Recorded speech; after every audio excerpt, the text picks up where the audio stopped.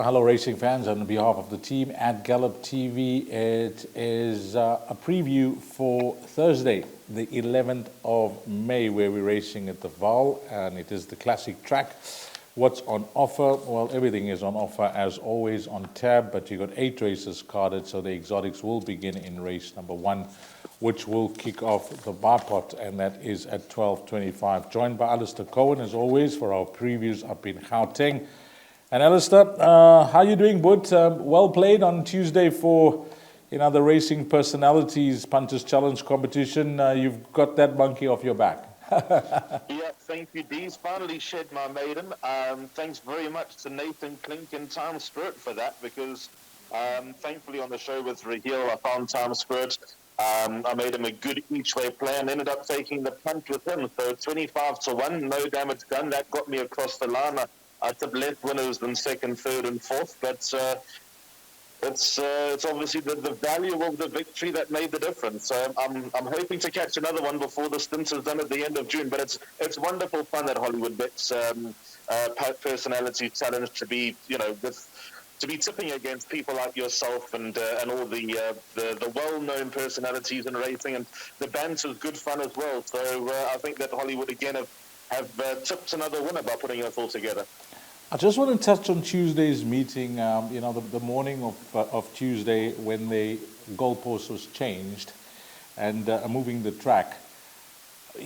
Many were of the opinion that, you now have to do a rethink. Yes, you have to do a rethink with regards to horses that will be favored on that course. And the going was possibly, slightly soft on the day. But I watched racing throughout the day, and I must compliment the track stuff. But what I'm trying to say is that, it wasn't that much of a shift, the way you had to look at the card prior to the meeting change. No, it wasn't. I think there were 1 or 2 horses that were inconvenienced, Stormy Winter being one absolute case in point. There were Cars another, 2 horses that love going down the straights and just aren't quite the same force around the turn. But I think, especially from Stormy Winter's point of view, there is a nice hint for next time. The next time he goes down the straight with the Vaal of a 1400 or a mile, keep him in mind, because he might go off at a reasonable price. There might be a few that forget about their credentials down the straight. But yeah, all in all, I'd say 95% of the day went as expected when you say the card first time round for the original track compared to the classic. So compliments to all that got the show on the road. And I think although the pick 6 paid a lot of money, it looked to be an open card. I think overall things went according to plan in terms of there wasn't absolute horrific stories with horses just turning around, many lengths deficits, etc. I must agree 100%. Race number 1, 12:25, 1,200 meters. It's a work riders maiden plate for fillies and mares. The obvious scratching is number 3, Efficient Trader. That was a winner. Now, let's look at the betting horses in single figures. Of course, proudly brought to you by Hollywoodbets. Number 1, 22-10. 2 is at around 9-1. 3 at 28-10. 6 at 28-10. And then we got horse number 7 at 7-1.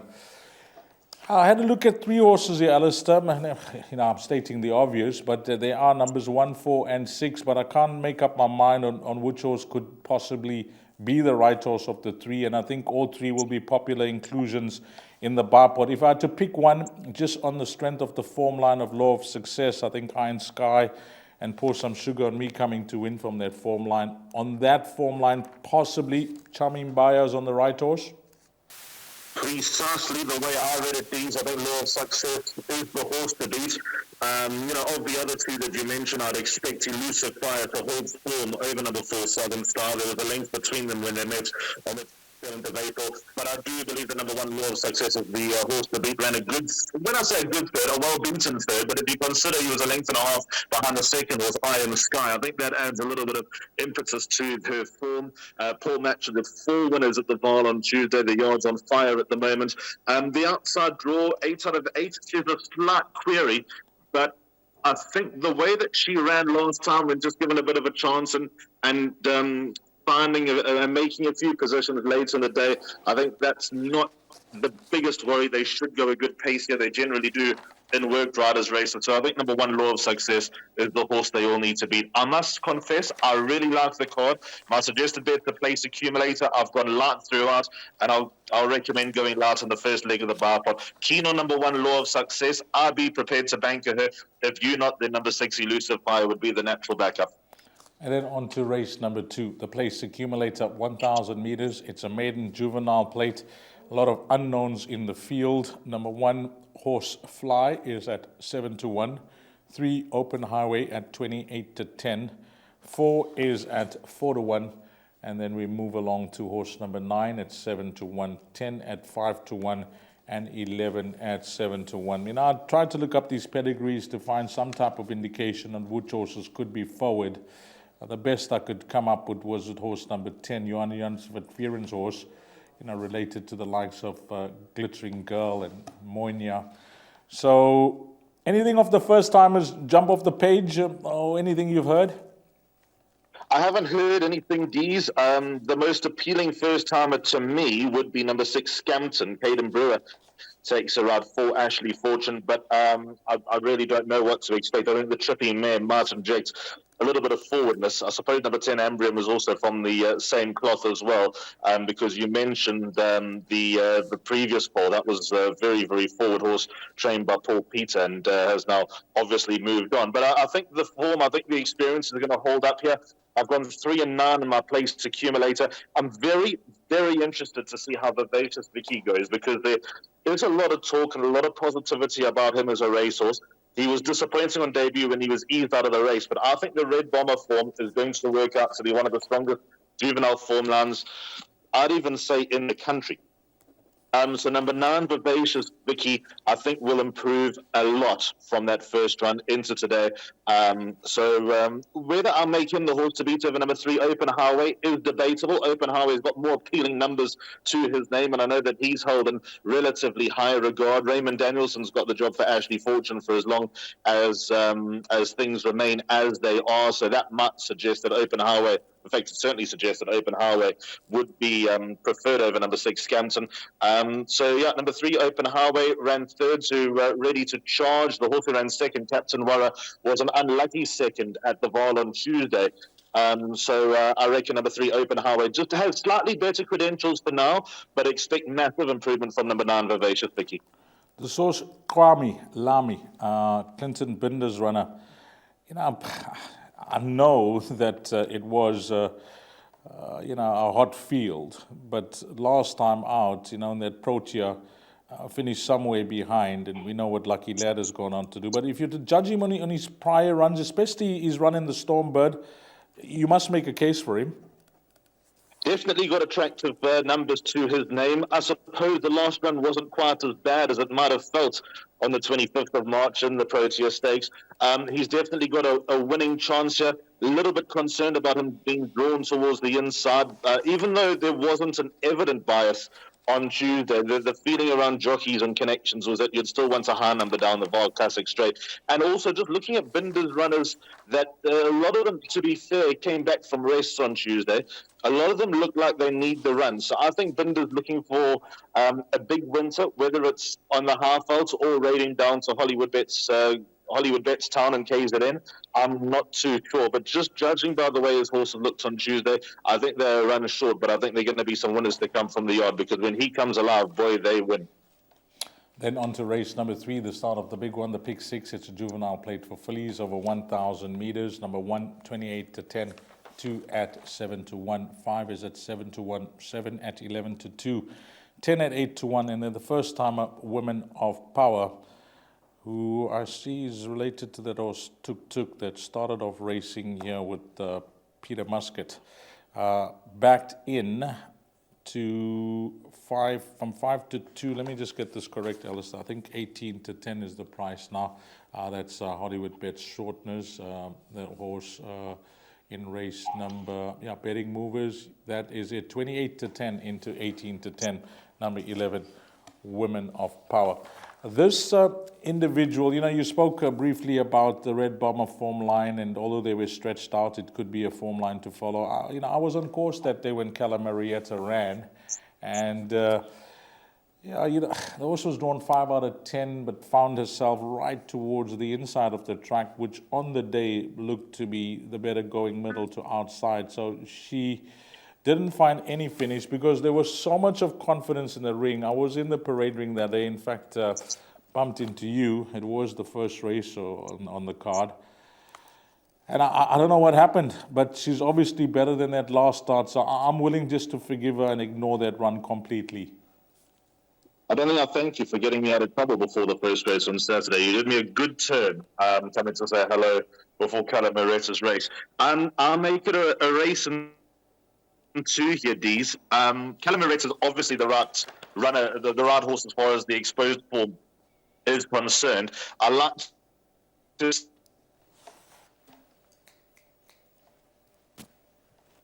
second wasn't her run, but you allude to. I think the Red Bomber form is going to be a very valuable piece of form throughout the juvenile campaign. So I'm telling Marita another chance. But I've heard about Woman of Power. I heard that she's working very nicely. I heard she's above average. I know that you're a man who follows nominations and gets an idea of how trainers are thinking through nominations. Woman of Power has been nominated for both nurseries. Yes. And she also got nominated about a month earlier. Maybe it wasn't both the Protea Stakes and the Stormbird, I'm not sure, but definitely in one of them. So she's been evidence in juvenile feature nominations for the last 6 weeks or so, and I've subsequently heard that her work is very, very encouraging. I would just hesitate a little bit in terms of getting stuck in. I mean, obviously someone's got stuck in already, and she's at a price of 18 to 10. I'd be hesitant to go all in with the first time above Vercingetorix out of a Fort Wood mare over 1,000 meters. And as we know, Mount de Cox horses, when they're good, they win first time up anyway. But they do, not that they need their first starts, but Mount tends to have a bigger picture with a lot of his babies. But if the word is right coming out of the camp with number 11, Woman of Power, he will be very, very hard to beat. And the place accumulator, I bank at number 11. And you know what? In the pick 6, because of the first time rule, I'd be prepared to bank at number 1, Calamarator, because I think even if she gets beat, she'll be the first race runner home. That improvement shown by Mixed Bomb, number 7, third behind, moving in, only beaten 2 lengths. Does this run come too soon? Because that was a much improved effort last time out. I'm not 100% sure how to read Mixed Bomb because, yeah, as you mentioned, she ran on Sunday behind Moving In. There's a valuable form update there. I believe that she had the run of the race there behind Moving In.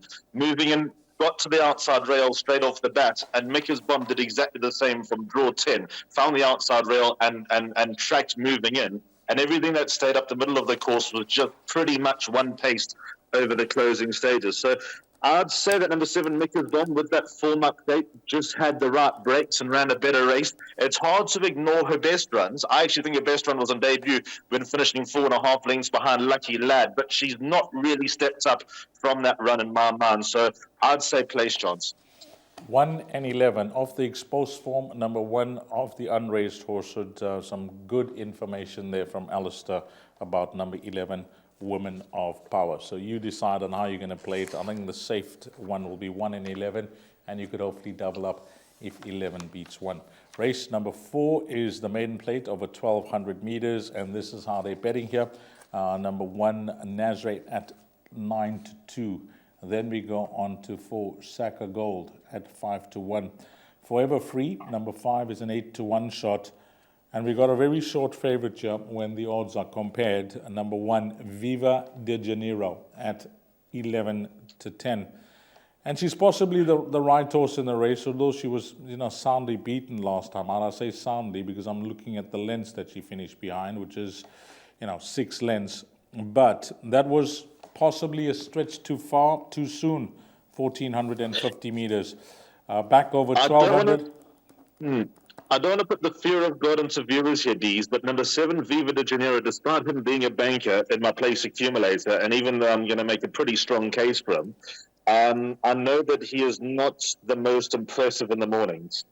He was very slow on debut when finishing a length and a half behind Nettleton, and I know that connections were were pleased that he was slow away because they had a bet on Nettleton, and had he not been slow away, Viva de Janeiro probably beats the stable companion. And then last time, I know that they were touch disappointed with the run behind Pontiac, but also that wasn't totally unexpected. I think the impression was that he'd step up from his first run. He didn't exactly do that, but I think he's found the right race to get very, very close here, Dees. I think 1,200 meters as far as distance is a happy medium as well. And he's well drawn. He's got the top jockey in the country on board. There's a lot to like about number 7, Viva de Janeiro. I can give you a little bit of a tidbit of information about number 1, Nazara. Ignore the last run in the 300,000 Rand maiden sprint. He absolutely hated the blinkers. His work in the blinkers at home actually looked encouraging, but I remember Candace coming to me after she saddled up and said, the horse is quiet as a mouse in blinkers. I can't take them off now. Sure, I'll be happy if we earn a check here. So expect him to come back to his earlier form. I'm not sure whether his earlier form is good enough to beat number 7, Viva de Janeiro, but there is a line of form here with Nazare and Forever Free. Not a direct line of form, but Forever Free ran 3.5 lengths behind Iron Sky, and Nazare ran about 7 lengths behind Iron Sky. I think Nazare is going to be a lot better than that. So as far as swingers and exactors are concerned, 1 and 7, but number 7, Viva de Janeiro, will be a very hard to beat. There's also a useful form update for number 4, Saka Gold. Ran a week ago at Turfentine, finished second, 1.2 lengths behind Efficient Trader. But what people need to remember is that even though it was a nice run and he stayed on strongly, and I do give him an outside squeak here, it took Efficient Trader 9 runs to win a maiden, and he had showed some pretty average form leading up to that. So I'm dubious about that level and the strength of it. Number 4, Saka Gold, is having his 11th start, but slowly, Baron Boches may be getting to the bottom of this horse. He's only had 3 starts for the yard at number 4, Saka Gold. So if you're looking for, one more to include, possibly that's the horse. And whatever form guide you're using, well, you heard the update, second behind Efficient Trader, and that wasn't the worst of runs. So that's race number 4. On to race number 5, 1,600 meters. It's a maiden plate. What is the betting doing here? Well, I'm a Man is at 5-2. That's horse number 1. Number 2, US Open, is at 6-1. 5, Broadway at 4-1. And then we got 9, Ring of Elixir. That's at 7-1. And Pink Diamond, number 10, is at 9-2. 1,600 meters. It looks like a very tricky race if you're going to try and narrow it down for the pick 6, because there are a lot of runners that jump out the page. But what are you doing in your place accumulator? I'm bankering number 1, I'm a Man, Dees. I know that he's been costly to follow. The talk for him in his last 2 starts on the half-out has been deafening, and he's failed to win. But I think, much like Viva de Janeiro a race earlier, I think I'm a Man has found the right break here. He finished in front of Broadway at his last start behind Green Scepter. It looked like I'm a Man than Green Scepter, and I'd take the punt to say that the Vaal Classic track will suit I'm a Man a little bit better. I think that he's just sort of coming to hand now on the half vault. It's been a bit of a slow burn, and I'd expect him to take the beating in a pretty weak maiden, but there has to be quite a bit of backup in a race of this nature. I think number 2, US Open, represents a bit of value dropping in distance. Samango Kamalo gets on board for Fanny Broncos, who was among the winners on Tuesday, and when he wasn't winning, he was running places. So even though I think he's average, number 2, US Open, I don't think he'll be all that far away. Number 5, Broadway. If you like I'm a Man, Broadway won't be too far away either. And then the 2 horses that are unexposed here that I think can run nicely. Numbers 8 and 9. King's Express is open to any amount of improvement, stepping up in distance as well. And number 9, Ring of Elixir, who had no luck in running last time out. Keegan DeMello sticks with this daughter of Twice Over, and the sex allowance might count for something in a race like this. But those are my numbers in the pick 6, but I don't think I'm a Man will miss the top 3 from a PA perspective. And Pink Diamond will get my vote for the pick 6. One of the 2 of the fairest sex in the race. Alistair spoke about number 9, but I think on her last start, which wasn't the worst. Yep, she's taking a lot of time. But at the top of this preview show, the one thing that was mentioned is the great form of Paul Matchett. his stables in bang, in form, and very difficult to ignore yards that are running this well. Race number 6, 1600 meters. It's a maiden plate for fillies and mares at the time of recording. We have a scratching here of horse number 1, Call to Glory. This is the way they're betting. Number 2, Impression, 14 to 10. 4 at 4 to 1. 5 is at 4 to 1. 6 is at 11 to 2. And then you can pretty much get double figures, the balance. I think this is a race where you could certainly narrow things down because there are horses that seem to be battling and others that look to be in the right race at the right time. The form update on Impression, beaten 4th, 4 lengths behind Wonderwall last time out. That was a good run. The question mark will have to be, will we see this horse run again? Because that was just on the 9th of May. Yeah, this looks to be too soon for a Terry horse. It does, but I reckon Sean Terry is looking at the card pretty much at the same time that we're going through it and thinking, sure, he's got to be tempted in a race like this. This is not pretty. To call a spade, and the scratching of number 1, Call to Glory. I mean, she must have, if she was running, she would have started red hot favourite. She did last time and she got rolled, which would have been a concern. But anyway, we can't worry about number 1, Call to Glory. But as far as my PA is concerned, it's an absolute cop-out. I'm not afraid to admit it. But I bank at number 1, Call to Glory, because I have no idea who the favourite's going to be, especially if Impression doesn't run.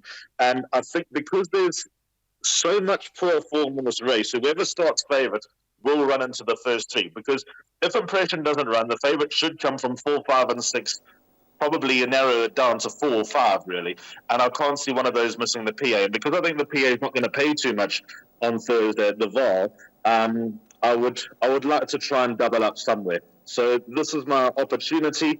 So hoping that the favourite runs into the first 3 so we can get Call to Glory and the favourite for a free ride. Who's my first choice? If Impression runs, Impression's my first choice. If she doesn't run, I would actually go with number 6, Secret Recipe. She was absolutely awful last time out, but she was reported to be not striding out. She comes out of gate 1. Her penultimate start behind Convocation was fair when she stayed on, and that form line has worked out far better than it had any right to do. So number 6, Secret Recipe is my each-way play in race number 6. I'm hoping that we get a bit of a price, but I'm not too sure that we will. Keep an eye on the scratchings. If Impression runs, she wins, especially if she's taken that last start well. If she doesn't, it looks like a tricky race. But if you're looking for a roving banker, it's at this stage the 11 to 2 shot, number 6, Secret Recipe. Then on to the penultimate race on the card, race number 7. It's a merit-weighted 68 handicap. The distance is 2,000 meters. And D division class this. Now, I like a horse here, but I don't know if Alistair's got it in his play. Let's go through the betting. Number 1, 5 to 1, 2 at 22 to 10. 5 is at, by the way, this horse at 22 to 10 has been backed, so that's Hollywoodbets. That's the betting update. Opened up 5 to 2, 22 to 10, now 2 to 1. Number 3 at 5 to 1, 4 at 4 to 1, 6 Oyster King at 9 to 2. And then 8 in Kusana is in double figures, but I'm giving the horse a mention because of the low weight and not the worst of a post-maiden form. But the runner I'm going for here, Alistair, as my value in the field, I say value, 9 to 2 is Oyster King. And he's a 6-time winner. Whilst we know that, when you have a look at the ratings that these horses have achieved, he's possibly achieved the best out of them all when he was at the best of his career, or at the height of his career at an 87. But I thought the handicap has been kind to him of late, especially his last start. That half a kg help to a 65 is a help. Not that he's needing the help, because he's more like a line horse that they use, the way he runs in these low division handicaps. So on his recent form, and with Samanga back up, Samanga is the best man for the job when it comes to this horse. I'm hoping that he can win again and, make it a 7-timer. You're a loyal man. You always seem to go with Oyster King, D's, and I can see your angle 100% here. As you say, clearly the best achiever in the race. Many forget that as a 3-year-old, he ran in the South African Classic against Got the Green Light. I think second was Yukon, Hurry, Love, etc., etc. Finally was completely outgunned in that version of the South African Classic, but he was still deemed good enough to go there. He was once an 87, which is the highest rating achieved in the race. He's now down to a 65. He's more than competitive. He hasn't won in 2 years, but he can't be too far away. And as you said, the Kamalo factor with Oyster King is key because 4 out of the 6 wins have come under Bling. He's in the race, but my first choice here is number 2, Over to You. I wouldn't say he needed his first run, but I think that now that he's going up in distance and Straydon retains the ride, the way that he was staying on was just too good to ignore last time out. He just screamed next time when he hit the line a couple of weeks ago. So I think number 2, Over to You, will back that run up and take all the beating in race number 7. And there's a horse that I like here at a bit of a price. I'm glad you gave him a mention. Number 7, the Yonkosana. He's a horse that's been on my radar for a while, as all the viewers know. On the last run to Jet Dynasty, who should have run closer yesterday, the Nkosana finished 6 1/4 lengths behind Jet Dynasty, 2 1/4 lengths behind River Romeo. He's waited to finish alongside River Romeo. I also think he's needed his runs back. This is now his 3rd run after a rest. He should finish in front of Lutuli at the weights, and he should keep a stable companion, Nuclear Force, at bay. He is undoubtedly the value in the race, number 8, the Nkosana. Don't let him run loose.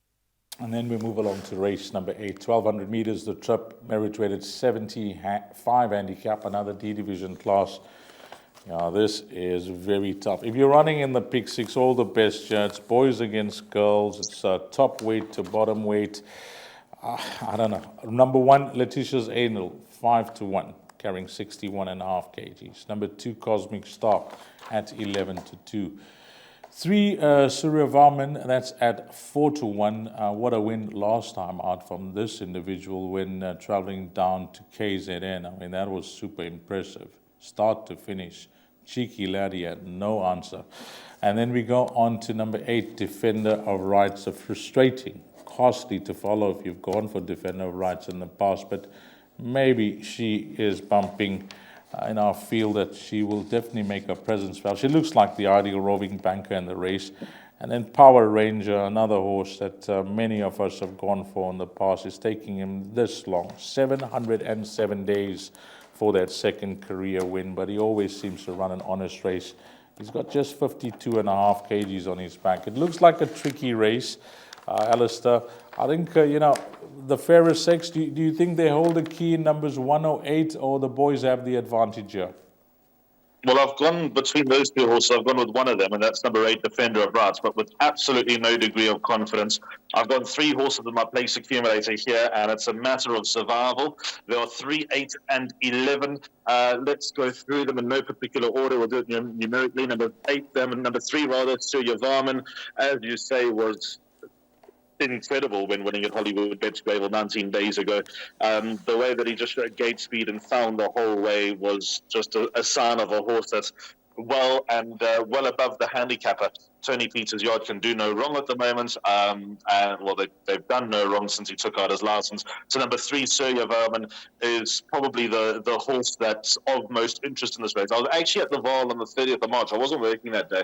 And the way he ran a 1,400 meter at the Vaal was actually impossible. The pace that he showed, the distance that he shot clear, any normal horse would have actually stopped and run midfield, but he still managed to run 3rd behind Caliber Crest. I think they've now figured out that sprinting is more his forte. So number 3, Surya Varman, is a definite inclusion. Probably the most reliable of the 3, along with number 8, Defender of Rights, who just doesn't win as a rule, but runs her races all the time. She was desperately unlucky last time to get shaded out by After Hours from the St. John Grey stable. A little bit of a worry that form is not good at all, but she'll run her race. She'll be right there as well, number 8, Defender of Rights. And then another horse that just doesn't win. In fact, if I say number 8, Defender of Rights doesn't win, then number 11, Power Ranger, is just totally forgotten what it's all about. But he's another one that's just too consistent and runs on too strongly to ignore. He's on the Vaal Classic track for the first time in a while, a track that he's not featured on. But every time he runs, he always gives the impression that this is pretty much what he's looking for. So he's got a little bit more time to unwind. Maybe he just flats to deceive. Maybe he is a brass. He's very, very close to being bracketed as a brass, number 11, Power Ranger. But off a light weight from draw 1 under Muzi Yeni, now going back to the classic track. I'd want to give him another chance or two before I confine him to the scrap heap. So those are my 3 horses. But again, others to include in the pick 6, definitely 1, 2, and 6. Okay, 3 numbers in the place accumulator in numerical order, 3, 8, and 11. Alistair, you want to go through that place accumulator as we end off the show? Yep, PA starts in race number 2 at 1 o'clock. So my numbers are 3 and 9, Open Highway and Vivacious Vicky. Barbanka number 11, Woman of Power, the first timer in the second leg. Barbanka number 7, Viva de Janeiro. Barbanka number 1, I'm a Man. Barbanka the scratching, number 1, Call to Glory. Might be brave. It is a complete cop-out, as I said, but still hoping that the favourite can get in there so we can double up. Then 2 and 8, over to you in the Nkosana, my big swinger exacta play of the day. And then the final race, opening up, in comparison to the rest of the card, 3, 8, and 11. 3, 8, and 11 to close things off. 2 times 2 is 4, 4 times 3 is 12. A 12 rand spend. Maybe you're going to take this times, and if you can double up and treble up at the back, it could be worth your while to catch this place accumulator a few times. 4 bankers for Alistair Cohen on this Thursday, where we race on the Vaal Classic track. Thank you so much, Alistair. Shotties, thank you so much. And to all the viewers, hope you have a wonderful Thursday. It's a lead up to another huge weekend with feature races on Friday, Saturday, and Sunday. So it's a great time to be a racing fan. And I hope that Thursday tees you up perfectly. Some great input in the respective races throughout the show. And hopefully everything falls into place from the entire team at Gallop TV. Alistair Cohen and myself, Dees Diner, and find all the winners, make huge profit. Have a blast on Thursday at the Vaal Classic track. And until we meet again, you take care. Salani Gashle.